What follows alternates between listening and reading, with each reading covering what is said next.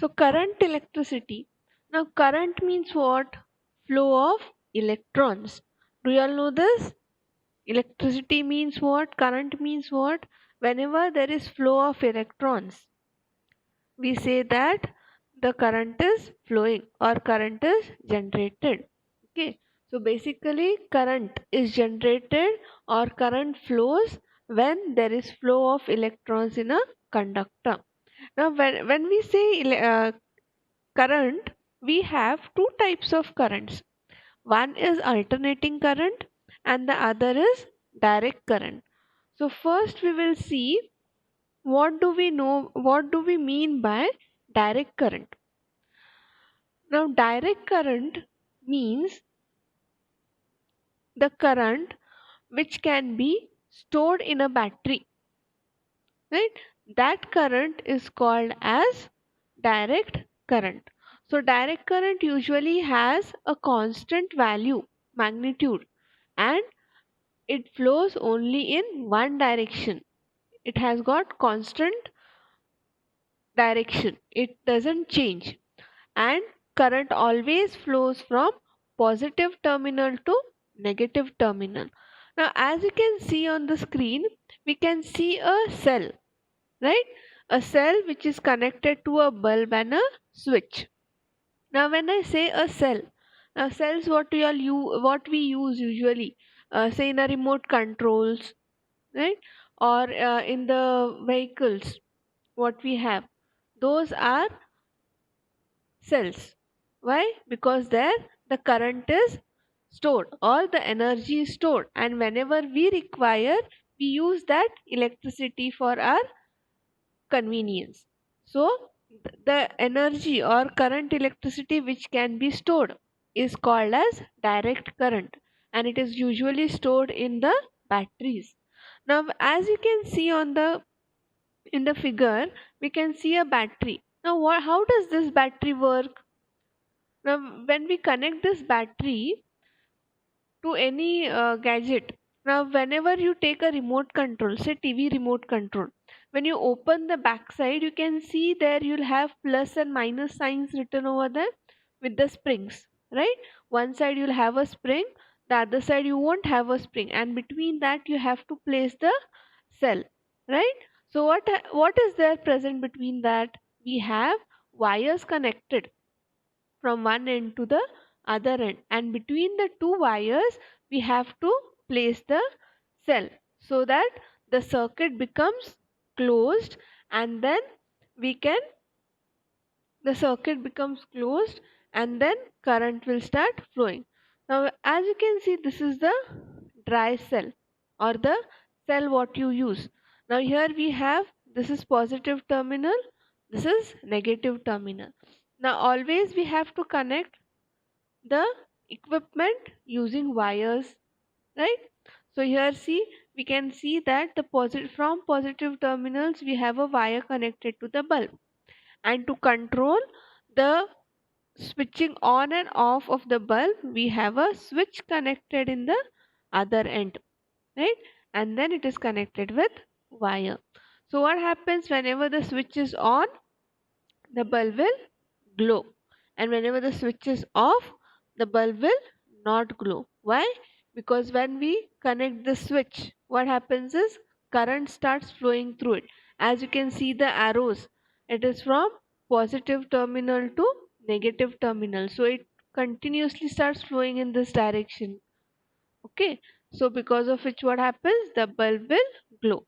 Now when the switch is off, what happens, here there will be a break, because of which what happens is there will be no flow of current further after this point, so the bulb will not glow. Understanding?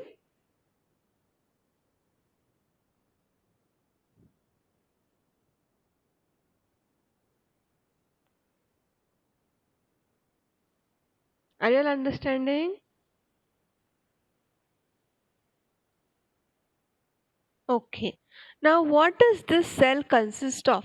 Whatever cells we regularly use, what it consists of? It consists, inside the cell we will usually be having two rods. Those rods act as electrodes, and those two rods will be dipped in a solution, and that solution is called as an electrolyte. So usually we can say that the cell consists of two connecting rods which are called as electrodes, and these rods are dipped in a solution which is called as electrolyte. So here usually what happens is chemical energy is getting converted into electrical energy, because the solution, what is there in it, it is a chemical, and the rods, when they are dipped, their electrolysis takes place. I hope you all have studied in chemistry, I guess, electrolysis process. Similar process takes place in the cell, because of which electricity is generated. So basically here what happens is chemical energy gets converted into electrical energy. Now these cells, what we use, are of two types. Yeah, they are primary cells and secondary cells. Now we'll see what is primary cell and what is secondary cell. Now primary cell means a cell in which the change of this chemical energy is irreversible. That is, whenever we are using a cell, now the cell what we use in a TV remote or the toys what we use, those are primary cells. Why? Because once they get discharged, when you use it continuously, it gets discharged and then later it stops working, right? So after that, what we do? We throw it away, correct? Yeah. So those cells are called as primary cells. Why? Because in these cells there is no change in there is no interchange of the energy taking place. That is, the change chemical energy to electrical energy is irreversible. That is why we use and throw them. So few of the primary cells are voltaic cell, Lacalan cell, Daniel cell. These are few of the primary cell. Then we have secondary cells. Now these secondary cells are cells where the energy change is reversible. That is, first when we connect these cells, the change takes place. That is, chemical energy gets converted into electrical energy, due to which the equipment will start running. Once it gets discharged, what we can do is we can recharge these cells and again use it. So we can recharge the cells and again use it. That is why they are called as secondary cells. And in these cells, the energy change is reversible. That is, chemical energy gets converted into electrical energy, and electrical energy will later again get converted into chemical energy. Example of this, the cells what are used usually in the camera, we have the in camera, those are usually secondary cells. Why? Because we use them, once they get discharged we again charge them, right? Using the equipment what we have, the charger what we have, we charge them and again we can reuse them, right? So those are called as secondary cells.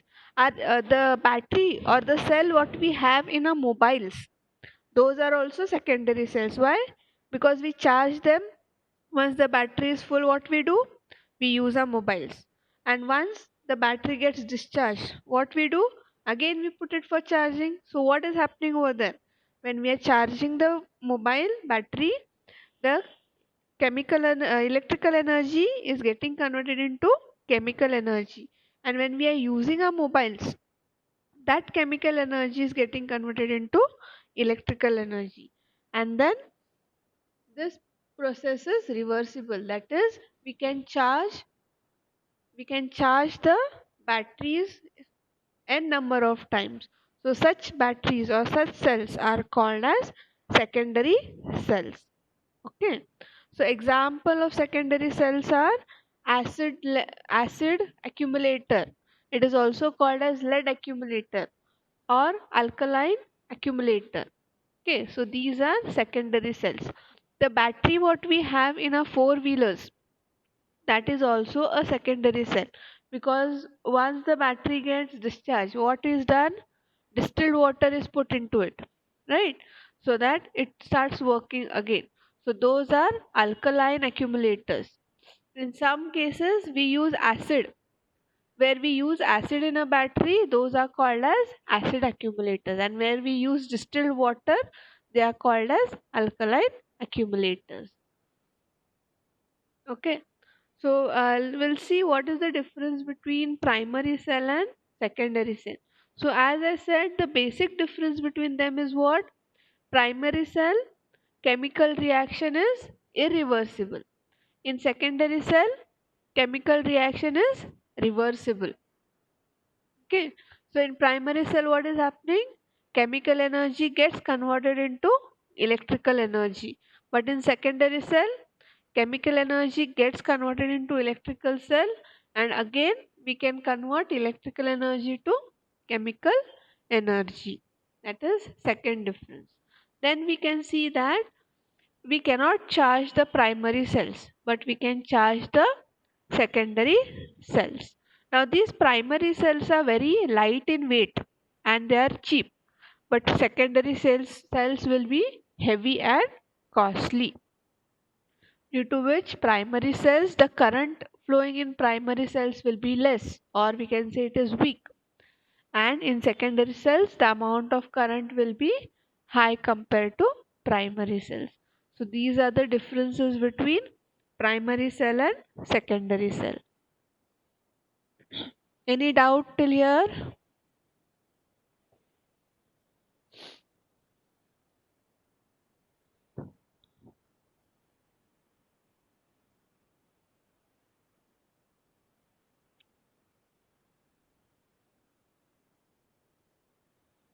Okay, then now we just saw that what are what is direct current and what are its types, right? What are the sources of direct current, that is primary cell and secondary cell.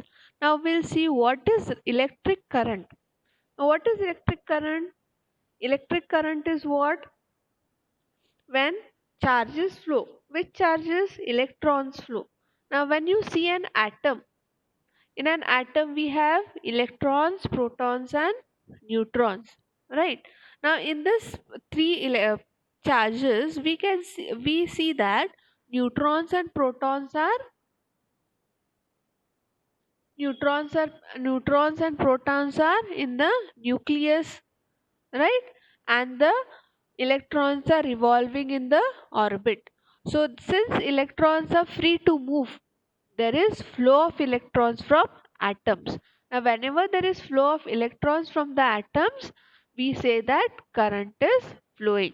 So we can define current as the rate of flow of charges across the given conductor, and the direction of flow of current is from always positive terminal to negative terminal, and the flow of charges is always from negative terminal to positive terminal. Why? Because electrons are negatively charged and they always attract the opposite side. They get attracted towards the positive terminal.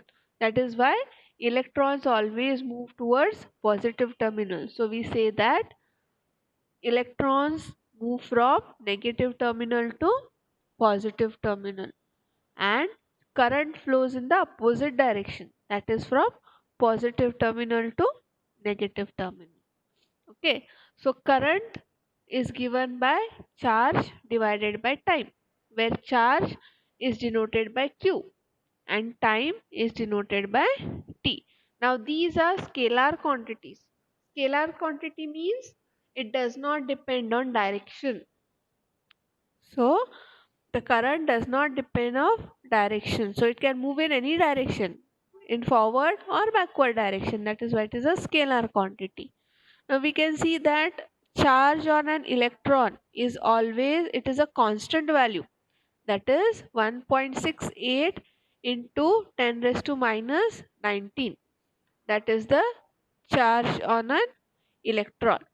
So total charge which is flowing in a conductor can be given as charge on an electron into the number of electrons flowing. So number of electrons flowing is given by n, and E is the charge on an electron. So that is given by total charge. So this current formula we can rewrite it as I is equal to Q upon T it is. So Q can be written as N into E. So we have two formulas for current. One is current is charge upon time, or current is also given by number of electrons into charge on an electron divided by time. So these are the two formulas for charge. Next we have unit. Now unit for current is what? Amperes. Since charge is measured in coulombs and time in seconds, so coulomb per second is also called as ampere. So current is measured in amperes. Okay. Have you all understood what is current electricity? Yes, Aditya, it has got only magnitude.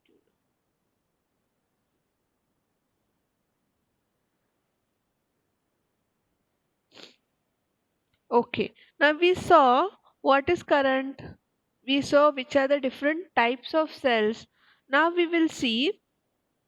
Now whenever we have to draw a circuit diagram, now as we saw in the first diagram, see here what we saw in figure 9.1, right? So this is a diagram where you have shown the cell, bulb, everything at once. But when we are drawing the circuit of any equipment, we cannot draw each and every s- molecule. Why? Because see bulbs, then we have now if I want to show a connection of TV, right? TV is connected to the stabilizer, stabilizer is connected to the main supply. So all those connections, to show that we cannot always draw a TV, a stabilizer, it becomes a tedious and a lengthy process. So what we do is, instead of drawing these diagrams, what we do is we use symbols. So we will see few of the symbols what we use in a circuit. Okay, so these are few symbols what you can see used in the circuit. Now, as you can see, the first one is source of current. Now, as I said, source of current are what? Cells. Which type of cells? Primary cell and secondary cell, right? Now, as you can see here, see Lekeland cell, Daniel cell, storage cell. So these are the actual diagram of the cells, but these diagrams every time I cannot draw in the circuit, right? So for that what we do is, instead of using these diagrams, we use symbols. So as you can see on the right hand side, the cell is denoted by two vertical lines. So the longer line is denoted by plus sign, and the shorter line is denoted by minus sign. Okay, so we have two terminals in the cell. See, as you can see in Lekeland cell, see here we have positive and negative wire, right? So that these two positive and negative wires we have to show. So in the symbol what we do is we use vertical greater line as positive symbol and shorter line as negative symbol.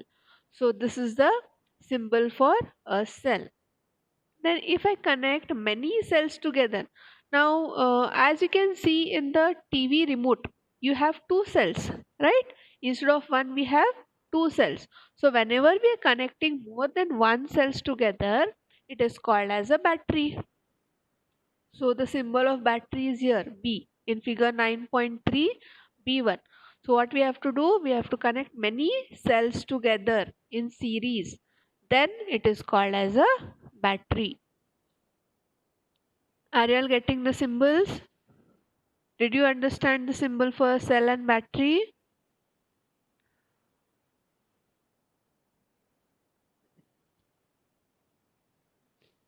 Okay. Now the second is key. Now key means what? Key means a switch. Okay. Now this key or a switch we always use to on or off a circuit, or we can say to on or off a equipment, right? So in the laboratory the key or the switch what we use is as given here. That is figure D what you can see on the left hand side below key. And that is the actual key what you can we use in the laboratory. But the symbol used is on the right hand side when you can see. Okay, so the when the key is open,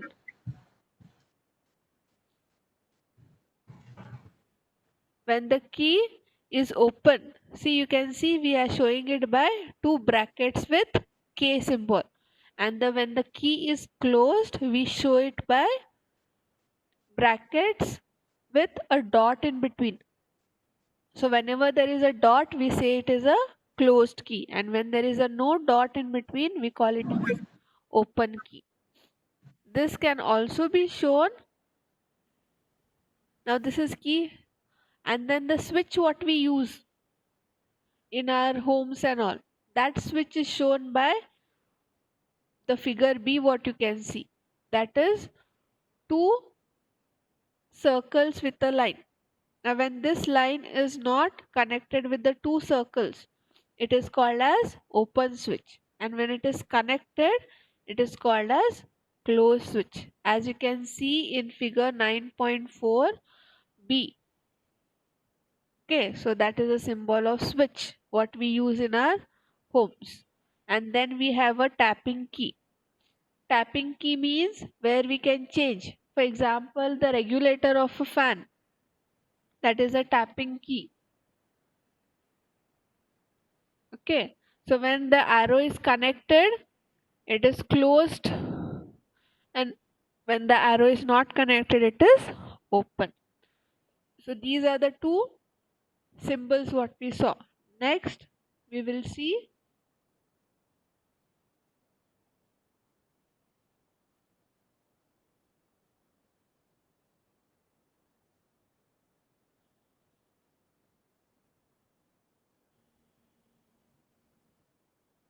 Okay, next we will see resistance.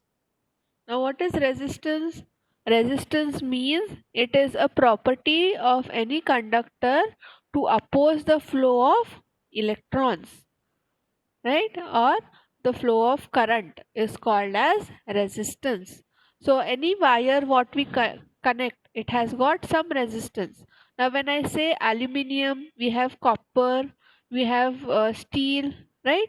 We use usually copper wires, we don't go for steel or any other metal, right? Why? Because there the resistance or the opposition caused by the copper is less compared to steel, you can say. That is why we go for copper. So resistance is which opposes the flow of current. Okay, so as you can see in figure 9.5, it is a rheostat. Now rheostat is a variable resistor. Variable resistor means whose resistance can be changed as we slide. As you can see here, the jockey, as you slide the jockey over the brass rod, the resistance value goes on changing. That is why it is called as variable resistor or a rheostat. Now you can see the symbol on the right hand side, that is in figure 9.6. The first figure shows us the symbol of fixed resistance, right? And the figure B shows us the symbol of variable resistance. Then we have ammeter. Now we can see ammeter is what? Do you all know what is an ammeter?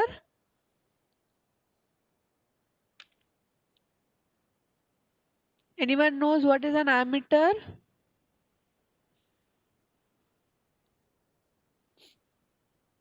Okay. Ammeter is an instrument used to measure current, flow of current in an circuit. Okay. So its symbol is given by a circle with A written in it. and we have two terminals. One is positive terminal, the other is negative terminal. So that is an ammeter. Then we have galvanometer. Galvanometer, it is an instrument used to detect flow of current in a circuit.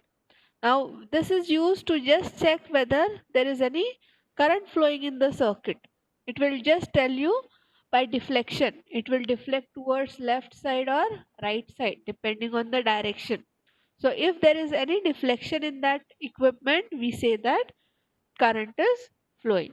So, galvanometer is given by a circle with G written in it. Then we have voltmeter.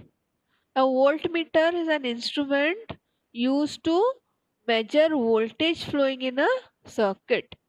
Okay, so it is an instrument used to measure current flowing, voltage flowing in the circuit. So it is given by a circle with V written in it, which is having again positive and negative terminals. And then we have load. Now, what is load? Any equipment which draws current or consumes current is called as load. Now, what are the loads we have? We have fan, we have bulb, heater, then we can say mobile, computer, any equipment which draws current or utilizes current is called as load. Now, here they have given a symbol for two they have shown. One is bulb and the other is heater. So, did you all understand the symbols?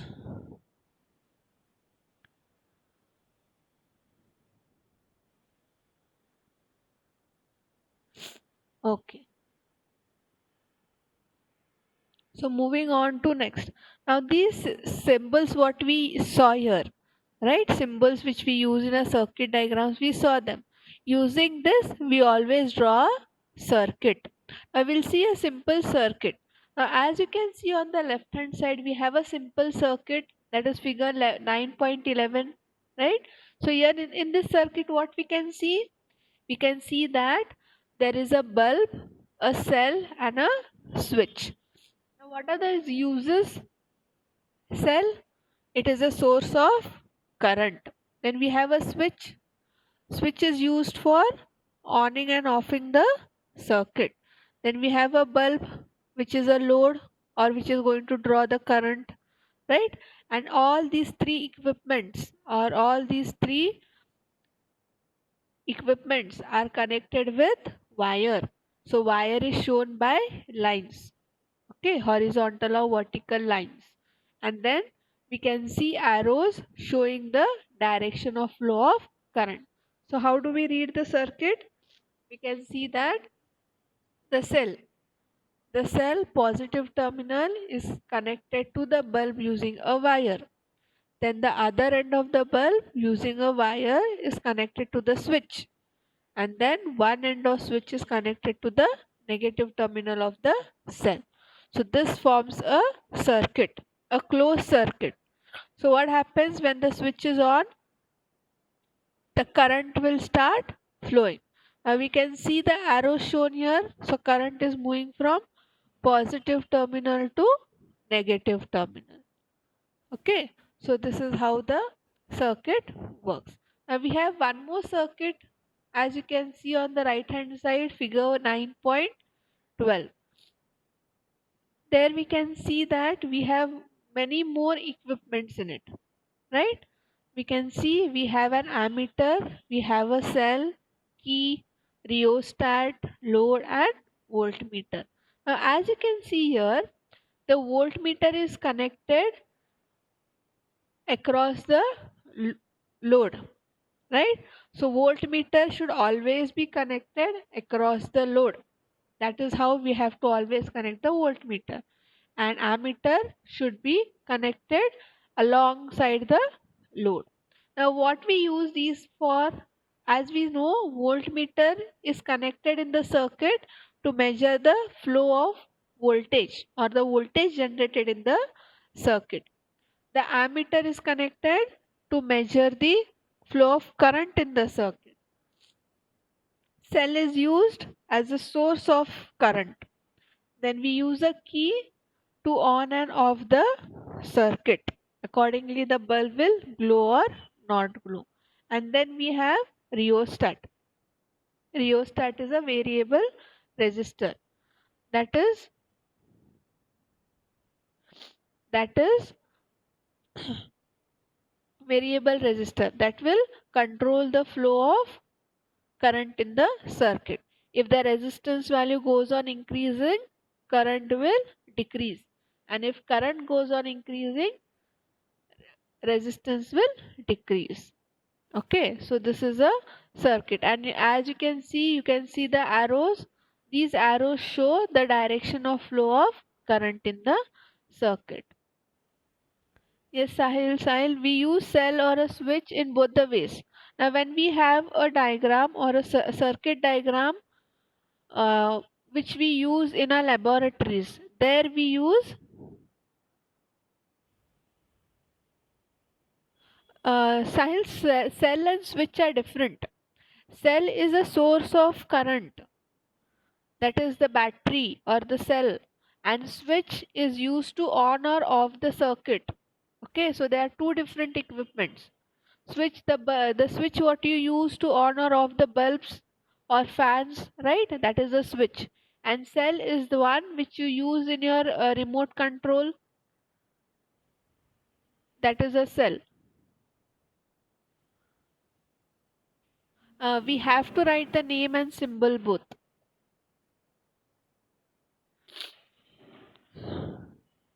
Okay. Now we saw all these things. Now, do you all know what is a conductor and an insulator?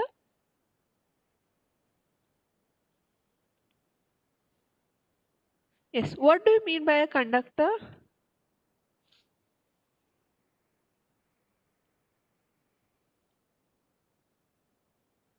Now, whenever we have any metal, right, or any substance what we use.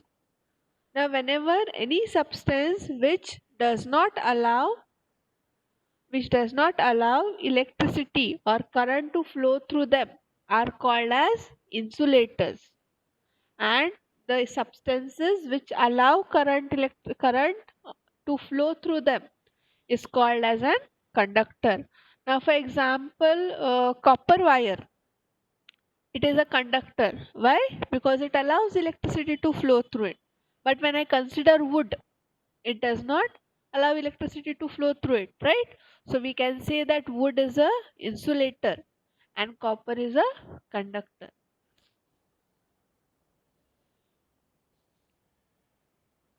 Yes, Sahil. Okay. The other side of rheostat is open because it is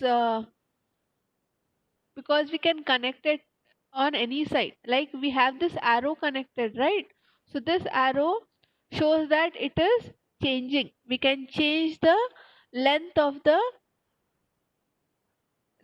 conductor connected to the wire.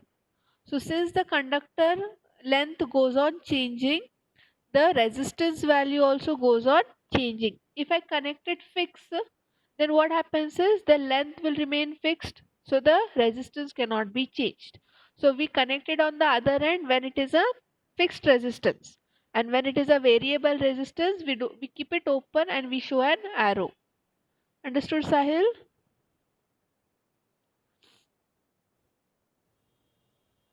So any doubt till now?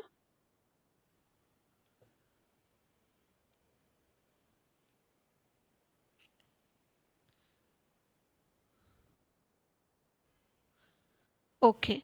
Now as you can see in this circuit, I'll just tell you what is an open circuit and closed circuit. Now you can see the figure A, it is a complete circuit. That is, you can see the wires, red color wires, which are connected from the battery or the cell to the bulb, right? And you can see there is no breakage anywhere. So when there is no breakage anywhere, it is called as an closed circuit, and the bulb will usually glow. But as you can see in figure B, you can see that there is a breakage. That is, there is an open wire over there. There is no connection between the metal wire from the bulb and at the point A at the battery, right? So there is some gap between them. There is a breakage of wire over there. So such circuit is called as open circuit because current cannot flow through it. And when there is no breakage and it is a continuous closed loop, it is called as a closed circuit. Understood?